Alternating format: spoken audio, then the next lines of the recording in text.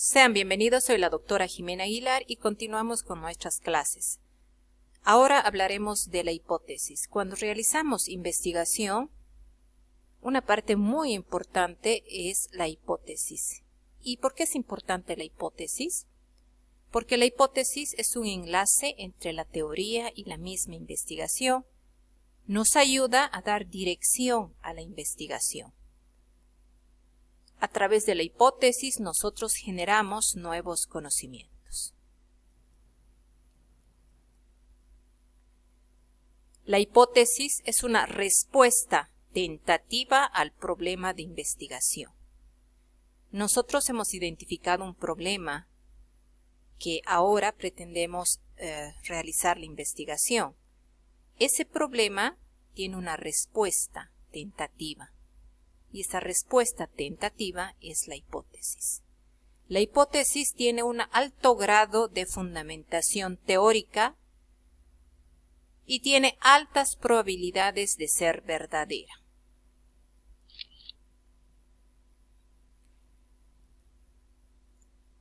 Es importante saber que no todos los problemas de investigación tendrán hipótesis. Es decir, los trabajos de investigación que ustedes están realizando, no todos tendrán hipótesis. Sin embargo, los problemas que tienen algunas características, por ejemplo, problemas de carácter descriptivo y técnico, pueden tenerlos, pero no es imprescindible. Si los problemas que ustedes pretenden investigar son explicativos o analíticos, es muy difícil prescindir de ellas, es decir, se sugiere, se recomienda que tenga hipótesis. Tenemos diferentes tipos de hipótesis: la hipótesis de asociación, la hipótesis de relación de producción y la hipótesis de relación causal. La hipótesis de asociación. Se establece una determinada correspondencia entre dos o más variables, es decir, se establece una correlación entre dos o más variables. De tal manera que la modificación en la variable independiente, que es la causa, modificará el efecto, es decir, la variable dependiente, en forma directa o inversa. Por eso se denomina de correlación de asociación. Hay una correspondencia entre dos o más variables. Tenemos un ejemplo. Los alumnos que estudian durante 2 o más horas diarias tienen mayor rendimiento académico que los que estudian menos horas. Entonces aquí tenemos la correlación entre dos variables en la que la modificación de una variable tiene repercusiones sobre la otra.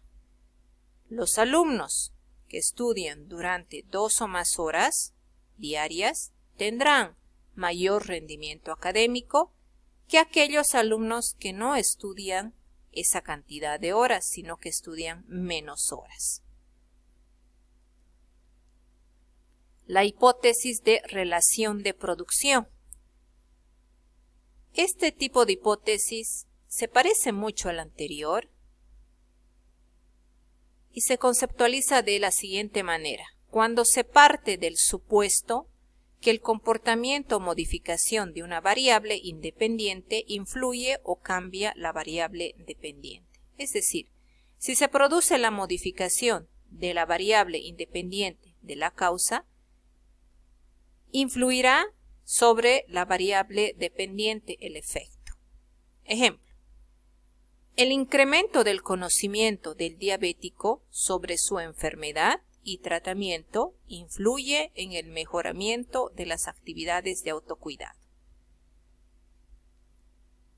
Entonces, fíjense, si ese paciente aumenta el conocimiento sobre su enfermedad y tratamiento, esto tendrá repercusiones en el autocuidado que ese paciente puede tener. Aquí se ve muy claramente que la modificación de la variable independiente, que sería esta, el incremento del conocimiento, cambiará la variable dependiente, las actividades de autocuidado.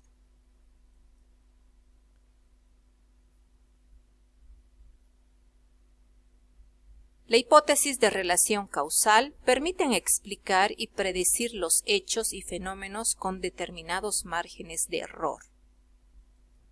Ejemplo, los niños que nacen con circular de cordón umbilical desarrollan una conducta hiperactiva e irritable. Es decir, esos niños que nacen con esa circular de cordón desarrollan a futuro una conducta hiperactiva e irritable. Esos son los tipos de hipótesis. Ahora, cuando ustedes realizan la investigación y si sus trabajos ameritan tener hipótesis, dependiendo si son explicativos, analíticos y experimentales o semi-experimentales que deben tener hipótesis, entonces ustedes pueden escoger uno de los tipos de hipótesis que sea más conveniente para la realización de su investigación. No precisamente hacer 3 hipótesis porque hay 3 tipos, no, hay que escoger cuál es el más adecuado para la realización de su trabajo. Las hipótesis tienen elementos, hay que recordar, y esos elementos son las unidades de análisis, las variables y los elementos lógicos. Vamos a ver cada uno de estos elementos. Las unidades de análisis pueden ser los individuos, familias, grupos, casas, instituciones y otros. Debe tener variables. Ustedes ya saben qué son las variables. Son esas características, propiedades que presentan las unidades de análisis y que pueden ser de tipo cuantitativo o cualitativo. Y los elementos lógicos. Los elementos lógicos relacionan las unidades de análisis con las variables. Entonces, las hipótesis tienen que tener estos 3 elementos. Vamos con los ejemplos de hipótesis, que son respuestas tentativas con una alta probabilidad de ser verdaderas en respuesta a una pregunta de investigación en relación a un problema identificado. Ejemplo de hipótesis. Los alumnos que estudian durante 2 o más horas diarias tienen mayor rendimiento académico que los que estudian menos horas. Esa es una hipótesis. Aquellos estudiantes que estudian más de 2 horas tendrán mayor rendimiento académico que aquellos que estudian menos. Vamos a identificar los elementos de la hipótesis. Las unidades de análisis son los alumnos. Las variables son las horas de estudio y el rendimiento académico. Si hacemos la clasificación en variables independientes y dependientes, las horas de estudio corresponden a la variable independiente. Y la dependiente es el rendimiento académico porque es el efecto que depende de las horas de estudio de esos alumnos.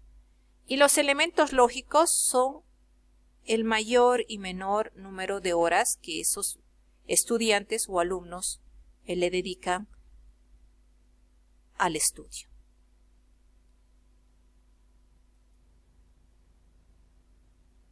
Hay criterios para la formulación de las hipótesis. Vamos a ver cuáles son los criterios. Al igual que en los objetivos, hay que tomar en cuenta los criterios. Cuando hacemos las hipótesis o estamos construyendo estas, tenemos que formular en afirmativo. Debe plantear la relación entre 2 o más variables. Deben posibilitar someter a prueba las relaciones expresadas y deben ser o tener un poder predictivo y explicativo.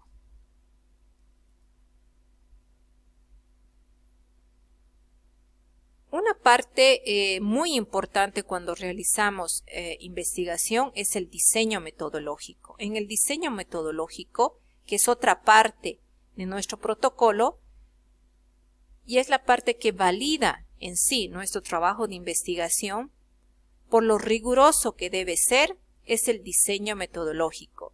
Y este debe contemplar los siguientes aspectos: precisar la metodología empleada y el tipo de investigación realizada, precisar los procedimientos realizados en el transcurso de la investigación, precisar e indicar los instrumentos empleados para la recopilación de los datos. El diseño metodológico tiene diferentes elementos. Esto hay que recordarlo porque a veces en diferentes investigaciones les pueden pedir cuál es el diseño metodológico de su trabajo de investigación y ustedes tienen que identificar qué aspectos involucran el diseño metodológico, ¿no? Y estos son el enfoque de la investigación. Al inicio de las clases hablamos de enfoques de la investigación y hablamos del enfoque fenomenológico y el positivista. Entonces ustedes tienen que volver a revisar y establecer qué tipo de enfoque su trabajo tendrá. Tipo de investigación. Inicialmente en la parte poco después del enfoque hablamos de dos tipos de investigación. La investigación cuantitativa y cualitativa. Aquí inicialmente podrán ya estar estableciendo de acuerdo a las características de esos tipos de investigación uno de ellos. La localización del estudio, ¿dónde van a realizar la investigación? Esto a futuro, ¿verdad? Esto se realizará para el año cuando las condiciones mejoren. El material y métodos utilizados, el universo y muestra sobre el cual realizaremos la investigación y las técnicas e instrumentos que utilizaremos. Entonces, esto es muy importante recordar cuando ustedes estén armando su diseño metodológico, recordar todos estos elementos. En la segunda parte iremos